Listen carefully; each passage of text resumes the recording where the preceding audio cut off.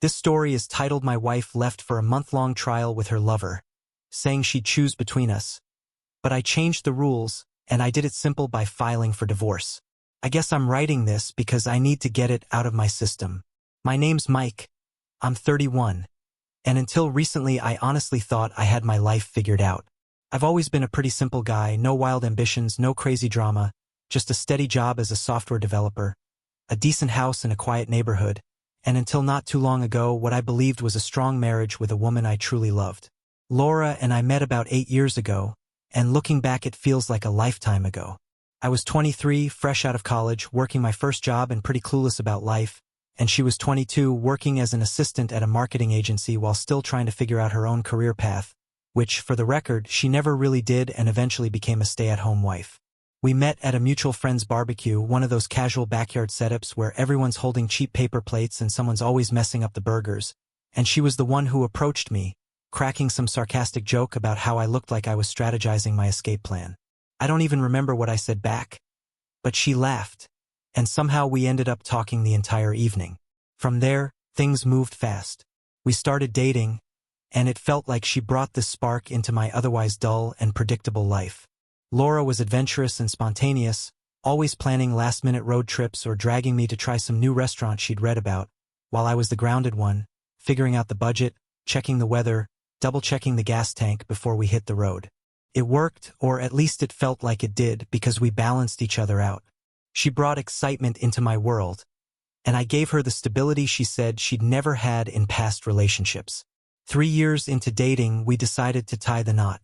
The wedding was small, just family and close friends. No giant ballroom or fancy catering because neither of us came from wealthy families. But it didn't matter. After the wedding, we started building a life together, buying a small 2-bedroom house in a quiet suburb. It wasn't the fanciest place, but it had potential. For the most part, things felt stable. I'd go to work, come home, and Laura would usually be in the kitchen or lounging on the couch scrolling through her phone, telling me stories about her day. Back then she still worked in marketing, so there was always some drama with clients or coworkers, and I'd listen. That was our dynamic. She was the talker with all the stories, and I was the listener. We didn't have kids, but that was a mutual decision. Laura wasn't in a rush, and honestly neither was I. We both wanted to wait until we were more financially secure and truly ready for that next big step, and it felt like we were on the same page about most things. Looking back, though, I wonder if I got too comfortable. It's easy to fall into routines when life feels steady. I'd wake up, go to work, come home, and repeat. We had our date nights, usually dinner at one of our favorite spots or a movie, but somewhere along the way I stopped noticing the little things, like how Laura seemed to thrive on attention. It wasn't a bad thing, at least not at first. She's the kind of person who lights up a room and people naturally gravitate toward her, and I think I started taking that for granted, assuming her energy and warmth were just permanent parts of our life together. At the time, I wasn't worried. I thought we were solid. Sure, we argued now and then, what couple doesn't, mostly over stupid things like me forgetting to take the trash out or her leaving her shoes all over the house, nothing major. But relationships can look perfectly fine on the surface while cracks are quietly forming underneath. And if you're not paying attention, those cracks can spread until the whole foundation starts to crumble. I didn't see it coming, not then anyway. I thought we were building something strong, something that would last, but sometimes life has a way of showing you just how wrong you are. 2 years ago, our lives got a new character, Jake. Jake moved in next door after the old neighbors, an older couple, downsized and moved to Florida. He was about 28 at the time, younger than most of the people in the neighborhood, a personal trainer, fit, confident, and honestly a little too good-looking for his own good. He had the kind of physique that made people double-take, like he'd just stepped out of an action movie. From the second he moved in, Jake was hard not to notice, not just because of how he looked, but because he was always outside doing something, washing his car, mowing the lawn, setting up a pull-up bar in his yard. There was always a reason for him to be shirtless. It didn't take long for him to become the talk of the neighborhood. Laura noticed him right away. How could she not? The first time we officially met Jake was when he came over to introduce himself while we were in the yard one Saturday morning. He was friendly, the kind of guy who could charm anyone. Laura struck up a conversation with him almost instantly, asking where he was from, what he did for work, and how he liked the area. I remember standing there smiling and nodding, barely getting a word in while the two of them chatted like old friends. At the time, I didn't think anything of it. Laura was outgoing. She talked to everyone. She'd be just as chatty with the ma carrier or the guy at the hardware store. It didn't OCC to me that there was anything different about her interest in Jake. But looking back now, I can see the small shifts that started happening after that. It began with the casual conversations. Whenever Jake was outside, Laura would find a reason to be outside too. At first, it was little things, grabbing the mail, watering the plants, taking out the trash. But somehow these quick tasks always turned into 10 or 15-minute chats with Jake. One time I came home from work and found them talking in the driveway. Laura was holding a basket of laundry she'd been taking to the garage, and Jake was leaning casually against his car, laughing at something she said.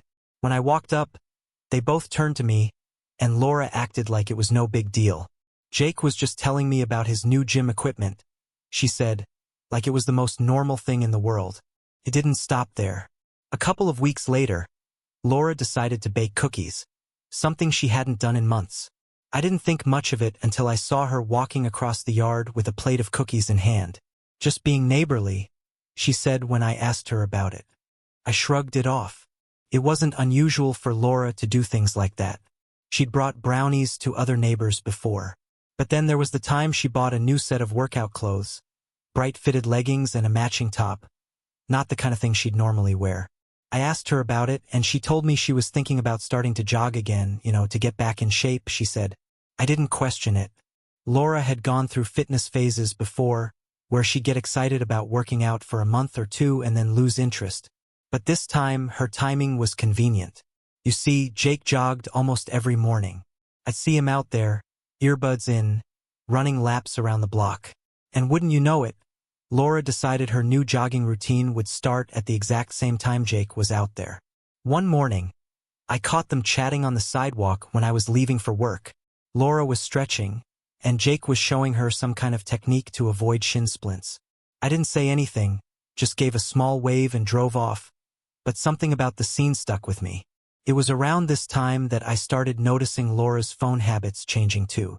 She'd always been glued to her phone, scrolling through social media, texting her friends, but now she seemed guarded. There were a couple of times I walked into the room and she'd quickly lock her screen or flip her phone over like she didn't want me to see it. One night, I noticed she was scrolling through Instagram, and when I glanced over, I saw Jake's name at the top of the screen. She quickly swiped past it, but I caught enough to know she was looking at his profile. When I asked her about it, she brushed it off. I was just checking out his fitness posts, she said. He's got some good workout tips. I wanted to believe her, so I let it go. But the little things kept piling up. Another time, I was working in the garage when I heard laughter coming from the backyard. I stepped out to see Laura and Jake standing near the fence, laughing about something.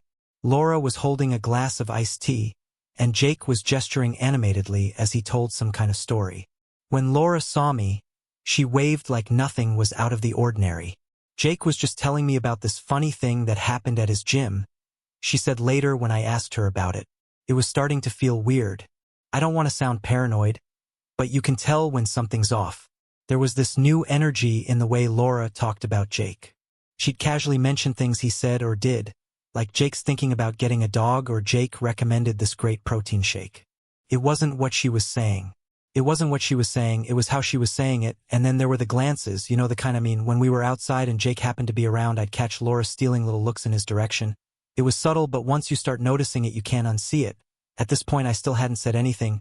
Part of me didn't want to believe there was anything to worry about. I trusted Laura. We'd been together for years, and I thought we had a good thing going. But another part of me, the part that couldn't ignore the pattern, was starting to wonder. I decided to keep quiet for now, but I started paying closer attention. If something was happening, I needed to see it for myself. It was a Saturday morning, and I remember it clearly because it started so damn normal. I woke up early like I usually do, made myself a cup of coffee, and sat at the kitchen table scrolling through the news on my phone. Laura was still in bed, which wasn't unusual. She liked her lazy mornings, especially on weekends. The house was quiet, just the sound of the coffee machine humming in the background. And for a moment, I actually felt relaxed. Funny how that works. You think everything's fine because you have no idea what's coming. Laura came into the kitchen about an hour later. She was in her pajamas, hair still messy from sleep, holding her phone in one hand and rubbing her eyes with the other. She sat across from me at the table, and I could tell something was up right away. She had this Nanoose energy about her, tapping her fingers on the table, glancing at her phone like she was avoiding eye contact.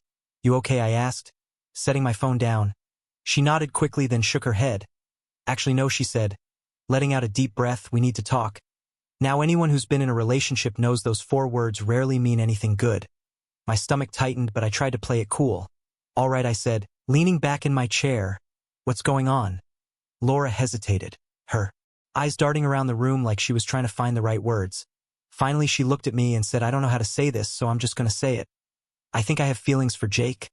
For a second, I thought I misheard her. What I asked, leaning forward like getting closer would help the words make more sense. She bit her lip, looking genuinely uncomfortable. "I didn't mean for it to happen," she said quickly, like she needed to get ahead of the backlash. "It just happened. I've been spending time with Jake, and I feel this connection, and now I'm confused." Confused. That word hit me harder than anything else.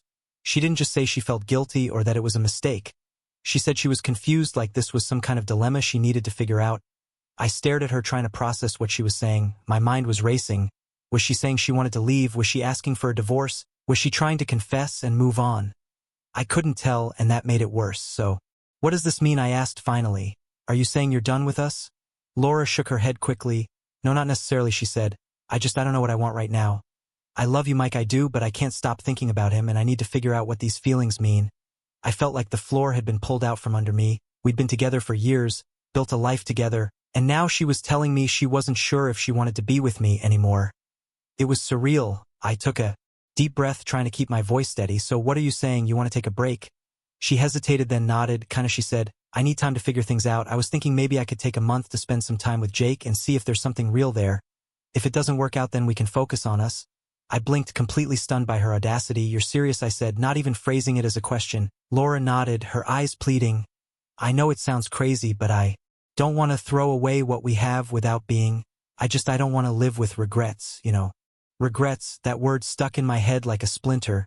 She was talking about regrets like she was the one risking everything, like my feelings were secondary to her figuring out her life. I sat there staring at her, a mix of anger and disbelief bubbling under the surface. Part of me wanted to blow up, to tell her how selfish she was being, but another part of me, maybe the calmer, more calculating part, decided to stay quiet and let her dig her own hole. "All right," I said finally, leaning back in my chair. Laura blinked, clearly caught off guard. "Wait, really?" "Sure." I said it with a shrug, like it was no big deal at all. "If you think that's what you need, go ahead." Her expression shifted, uncertain, like she couldn't tell whether I was being genuine or sarcastic. "I just think it's the best way to figure out where my heart is," she said cautiously. "Sure," I repeated. "Do what you need to do." Inside, though, I was already done. The second she said she wanted to spend a month with another man, something in my brain flipped like a switch. But I didn't want to show my cards just yet. If she was willing to throw away our marriage for some fantasy with the neighbor, I wanted to see how far she'd take it. Laura let out a relieved sigh, like she'd just been granted permission to do something brave, even noble. "Thank you," she said, reaching across the table to touch my hand. "I know this is a lot to ask, but I really believe it's the right thing for us." I pulled my hand away, stood up, and grabbed my coffee mug. "Sure," I said again, my tone flat. "If that's what you need." She didn't say anything after that. She just sat there, probably trying to process why I wasn't arguing or putting up a fight. But inside, I was already making plans. Over the next few days, Laura packed a small bag. She told me she'd be staying with Jake, and she said it so casually, like it was just another temporary arrangement. She didn't even seem to notice that I wasn't asking questions or pushing back. The day she left, the house felt different. Not empty exactly, just quieter, like someone had turned the volume down on my life. I stood in the living room after she walked out, her duffel bag slung over her shoulder, and stared at the door long after it closed. I thought I'd feel angry or heartbroken, but what I felt instead was a strange calm, like the weight of pretending everything was okay had finally lifted. I walked into the kitchen, poured myself a glass of water, and stood there trying to process what had just happened. My wife, someone I'd been with for years, someone I thought I'd grow old with, had left to figure things out with the guy next door. If it weren't my life, I would have thought it was some ridiculous TV drama. The first few days were strange. I started noticing the small things she'd left behind. Her favorite mug still sitting on the counter. Pair of shoes near the door. A blanket tossed over the back of the couch. I thought about moving them, packing them away, clearing the space. But I decided to leave everything where it was. Not because I missed her. I just didn't want to waste the energy. Instead, I threw myself into work. I took on extra projects to fill the hours. I stayed late at the office, not because I had to, but because I didn't want to come home to that quiet house. When I wasn't working, I started going to the gym. Hard. I hadn't been a regular before, but there was something grounding about pushing myself physically, about feeling the burn in my muscles. It felt like I could sweat out some of the frustration sitting in my chest. Friends began to notice something was off. A couple of them asked why Laura wasn't around. I kept my answers vague. "She's staying with a friend for a bit," I said, trying to sound casual. I wasn't ready to tell the real story yet. My dad was the only person I told the truth to. I called him a few days after she left. The first thing he asked was, "What's wrong?" He's always been able to read me, even over the phone. When I told him what had happened, there was a long pause on the other end of the line. Then he said, "Well, son, I hate to say it, but it sounds like you're better off without her." I didn't know how to respond at first. I expected him to be angrier, or at least ask more questions. But then he said something that stuck with me. "If she doesn't know your worth, why should you wait around for her to figure it out?" He was right. I had spent so much time trying to make sense of Laura's decision, trying to figure out where I went wrong, that I hadn't stopped to ask myself what I deserved. I wasn't just some backup plan. I wasn't an option she could circle back to if things with Jake fell apart. That night, I sat alone in the dark living room, staring at our wedding photo on the mantel. We looked so happy in that picture, so certain about the future we were building. Now it felt like a snapshot from someone else's life, a reminder of everything that had unraveled. By the end of the week, I had made up my mind. I wasn't going to sit around waiting for Laura to make her grand decision. I was going to make my own. The next day, I called a divorce lawyer. Sitting in that lawyer's office felt surreal. I explained the situation, doing my best to keep my voice steady even though part of me still couldn't believe any of it was real. Saying it out loud made it feel both sharper and more distant at the same time. The lawyer listened carefully, nodding as I talked, his expression neutral and practiced, and when I finished he said I was well within my rights to file for divorce, that this kind of situation fell under irreconcilable differences. Hearing those words made something click in my brain. Irreconcilable differences. That's what we had become. Laura and I weren't on the same page anymore, and maybe, if I was being honest, we never really had been. The lawyer walked me through the process, explaining what I needed to do and what to expect, outlining timelines and paperwork like he was describing something routine, something ordinary. By the time I left his office, I felt a strange sense of relief, like I was finally taking control of my own life again instead of waiting around for someone else to decide it for me. Back at home, I started taking small steps to prepare for what felt inevitable. I moved some money into a separate account, just in case things got messy later. I went through the house quietly, mentally dividing up what was mine and what was hers. I didn't touch her things yet. I figured I'd wait until everything was official. But in my mind, I was already rearranging the furniture, already picturing what the house would look like without her in it. The days turned into weeks, and slowly I got used to the quiet. It wasn't as bad as I'd imagined. In fact, it felt kind of peaceful. I didn't have to listen to Laura's constant chatter or get pulled into pointless arguments over whose turn it was to do the dishes. The silence wasn't heavy. It was steady. Meanwhile, bits and pieces of information reached me through the grapevine. A neighbor mentioned seeing Laura and Jake at the park together, looking cozy. Another said they'd spotted them at a cafe downtown. I nodded and smiled when they told me, acting like it didn't bother me at all. But inside, I felt a mix of anger and pity. Anger because she had thrown away everything we built for some fling with a guy who probably wouldn't stick around. Pity because I knew it wouldn't end well for her. Jake didn't strike me as the type to settle down, and sooner or later Laura was going to learn that the hard way. By the third week, I'd stopped checking my phone for messages from her. If she wanted to talk, she knew how to reach me. I wasn't holding my breath. I was done waiting. One night, while cleaning out the garage, I found a box of old photos from when Laura and I first started dating. For a moment, I felt a pang of sadness remembering how happy we'd been back then, how easy everything seemed. But then I thought about all the little red flags I'd ignored over the years, all the times I'd put her needs ahead of mine without even realizing I was doing it.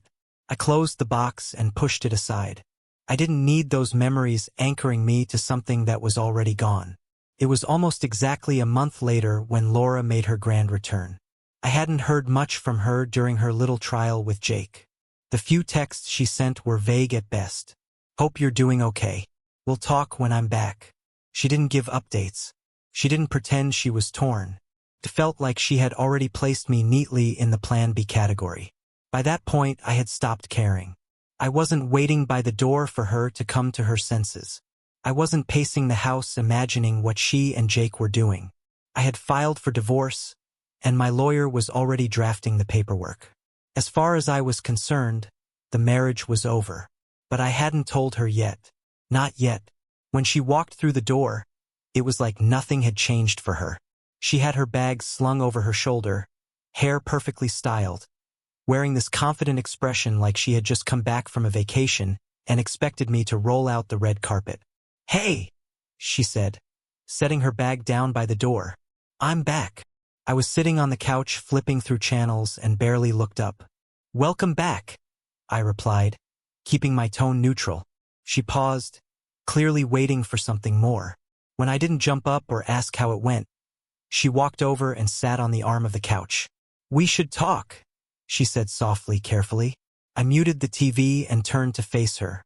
"All right," I said, crossing my arms. "Talk." Laura smiled, that familiar smile she used whenever she was trying to smooth things over. "I've done a lot of thinking," she began, "and I've realized some things about myself, about us, about what I want." I nodded, waiting. She took a deep breath like she was about to deliver some heartfelt revelation. "I care about you, Mike. I really do.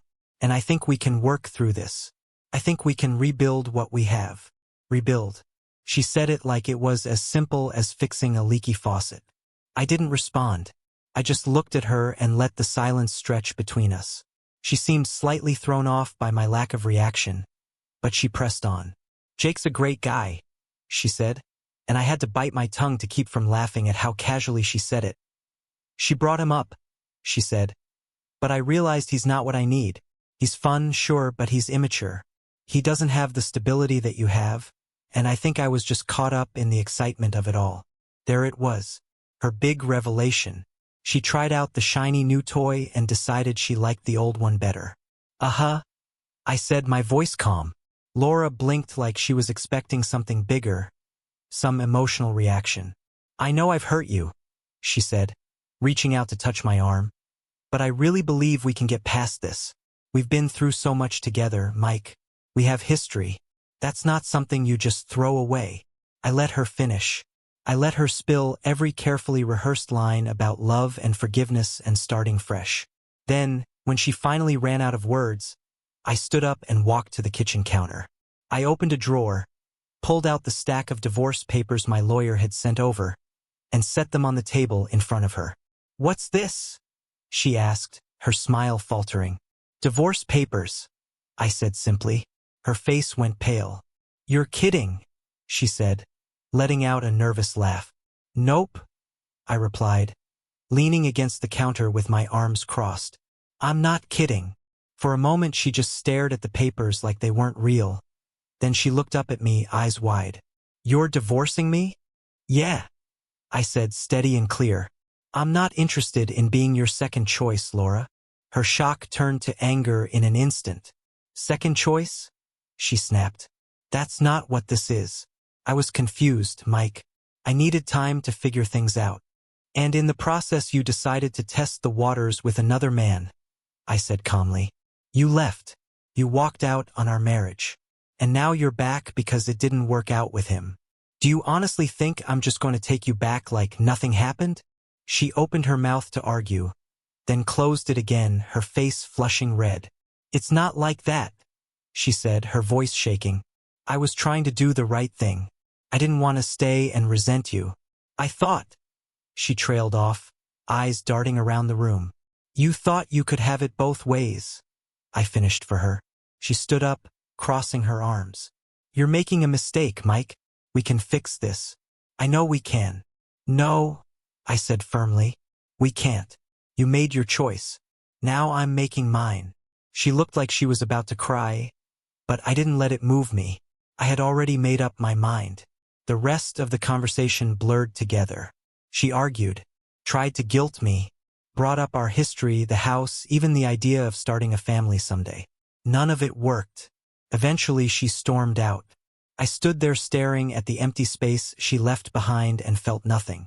No sadness, no regret, no second thoughts, just relief. Later that night, I called my lawyer to let him know she'd seen the papers. How'd she take it? He asked. Not great, I said with a faint smirk. Do you want to give her time to process, or should we move forward? Move forward, I answered without hesitation. It wasn't easy standing up to her like that, but it was right. She treated me like an option, like I was a backup plan in case her fling didn't pan out. If she thought I'd accept that, she didn't know me as well as she believed she did. And I knew she wouldn't give up easily. Laura wasn't the type to walk away from a fight, especially not when she felt like she was losing. I had barely sat down when my phone buzzed with a text from her. This isn't over. I stared at the message for a moment, then locked my phone and tossed it onto the couch. She was right. It wasn't over. Not yet, but it would be soon enough. The next couple of days were eventful, to say the least. The following evening she showed up unannounced, banging on the door like she meant to knock it down. Mike, open the door, she yelled. I opened it, keeping my expression neutral. What do you want, Laura? She pushed past me, storming into the living room like she still owned the place. We need to talk, she said, pacing back and forth. You can't just file for divorce without giving me a chance to fix things. I leaned against the door frame, crossing my arms. You had your chance, I said calmly. You made your decision when you left. That's not fair, she shot back, her voice rising. I didn't leave to end our marriage. I left to figure things out, to make sure I wasn't making a mistake by staying. Couldn't help it. A dry laugh slipped out of me. And in doing that, you proved you didn't value what we had, I said.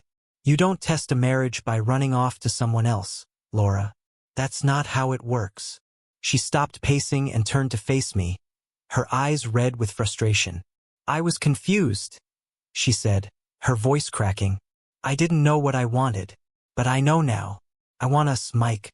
I want to fix this. Too late, I replied, my tone firm. You don't get to come back now just because things didn't work out with Jake. Her face twisted with anger, and she pointed a finger at me. You're being petty, she snapped. You're throwing away everything we built over one mistake. I shook my head, keeping my composure. It wasn't just one mistake, Laura. It was a series of choices. You chose to flirt with Jake. You chose to prioritize your feelings for him over our marriage.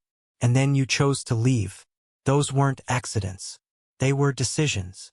She opened her mouth to argue but stopped herself, her shoulders slumping. For the first time, she looked defeated. What am I supposed to do now? She asked quietly. I sighed, feeling a brief pang of pity for her, even after everything she'd done. That's not my problem anymore, I said. You made your choices. Now you have to live with them. She stood there another minute like she wanted to say more, but eventually she turned and walked out without another word. After that, the divorce process moved quickly. At first, Laura tried to drag things out, probably hoping I'd change my mind. She even tried to paint herself as the victim to our mutual friends, telling them I was being cold and unforgiving. My dad, though, was fully on my side. When I updated him, he let out a low whistle. She's got some nerve, he said. But I'm proud of you, son. Standing your ground isn't easy, but it's the right thing to do. Laura's attempts to stall didn't get her far. My lawyer was sharp, and the fact that she'd left to be with Jake made things pretty straightforward. She tried to argue for spousal support, claiming she'd sacrificed her career for the marriage, but the judge didn't buy it. In the end, we reached a fair settlement. She received a small amount of money and some of the furniture she had picked out, but I kept the house and most of my savings. It wasn't perfect, but it was better than I expected. The final hearing felt bittersweet. Sitting in that courtroom, signing papers that officially ended our marriage, was surreal. I glanced at Laura a couple of times. She looked exhausted, like she hadn't slept in days. When her lawyer handed her a pen, there was a moment where I thought she might refuse. But she signed. Just like that, it was done. Afterward, she approached me in the hallway. "Mike," she said softly, barely above a whisper, "I'm sorry for everything." I looked at her, searching for the woman I had fallen in love with all those years ago, but all I saw was someone I used to know. "I know you are," I said, "but sorry doesn't fix this." Her eyes filled with tears, and she stepped forward as if to hug me, but I stepped back. "Take care of yourself, Laura," I said before turning and walking away. Every now and then, I'd hear small updates about her through the grapevine. Jake had moved on to someone else not long after she came back. Laura was living with a relative, trying to figure out what to do next, as one mutual friend put it. I didn't feel any satisfaction hearing about her struggles, but I didn't feel sorry for her either. She made her choices. Now she was living with the consequences. One day, I ran into her at the grocery store. Our eyes met for a brief moment, and I could see the guilt written across her face. She gave me a small, awkward wave. I nodded and kept walking. There was nothing left to say. Looking back, I don't regret how I handled things. Laura thought she could have it both ways, that she could leave to explore her feelings for someone else and then return when it didn't work out. But life doesn't work like that. This whole process taught me a lot about myself. I know now that I deserve someone who truly values me, someone who doesn't see me as a fallback option. And if that person is out there, great. If not, that's fine too. For now, I'm focused on rebuilding my life on my terms. Laura's trial run with Jake might have been her attempt at finding clarity, but for me, it was the wake-up call I didn't even realize I needed.